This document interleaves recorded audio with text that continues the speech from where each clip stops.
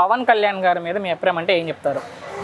Power star ఆయన ఇప్పుడు కాకపోయినా నెక్స్ట్ అయినా వచ్చేసి కంపల్సరీ సీఎం అవుతాడు. ఇప్పుడైతే వచ్చేసి ఛాన్స్ లేదు.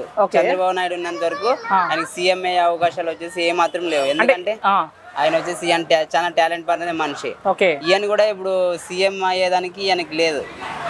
ఈయన మామూలుగా వచ్చేసి ఎవరిదైనా పొత్తి పెట్టుకోకుండా సొంతంగా ఏదైనా చేస్తే తమిళనాడు ముఖ్యమంత్రి ఉన్నాడు కదా విజయ్ గారు ఆయనలాగా వచ్చేసి ఈయన ఏమన్నా కాగలడు. అంటే ఇప్పుడు ఉప ముఖ్యమంత్రిగా ఈ 2 ఏళ్లలో ఆయన పనితీరు మీకు ఎలా అనిపించింది?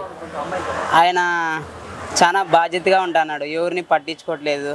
అప్పుడే అట్లా కోతి యాక్షన్ అలాంటివి చేయకుండా చాలా ఉండే దాంట్లో బాగా సంస్కారంగా ఉంటున్నాడు. అంటే ఇప్పుడు 5 శాఖల మంత్రిగా ఉన్నారు పవన్ గారు, పంచాయతీరాజ్ కానీ గ్రామీణాభివృద్ధి కానీ. సో ఆయనకి ఇచ్చిన శాఖలకి న్యాయం చేస్తున్నారా? ఏమన్నా మారిందా ఈ 2 ఏళ్లలో ఈ కూటమి ప్రభుత్వం? అంటే పవన్ గారు డిప్యూటీ సీఎం ఆయన శాఖల ద్వారా ఏమైనా మార్పులు కనపడ్డాయా ఈ రాష్ట్రంలో?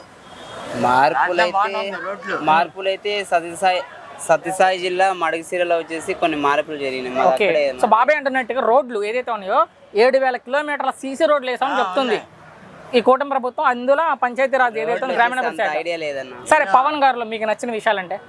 పవన్ గారిలో నచ్చిన విషయాలు ఏంటంటే ఆయన వచ్చేసి ఎప్పటికైనా కానీ మంచి చేస్తాడని ఒక నమ్మకం ఉంది. ఆయన ఏది ఉంటే అది బయటికి చెప్పేస్తాడు. సో మరి ఆయన తిట్టే వాళ్ళకి ఏం చెప్తారు? పవన్ కళ్యాణ్ గారిని తిట్టే వాళ్ళకి కొంతమంది తిట్టేటోళ్ళు ఉంటారు, కొంతమంది పొగిడేటోళ్ళు ఉంటారు. సరే, 15 ఏళ్ళు కలిసే ఉంటాం, కూటమి కలిసే ఉండదని పవన్ గారు చెప్తున్నారు.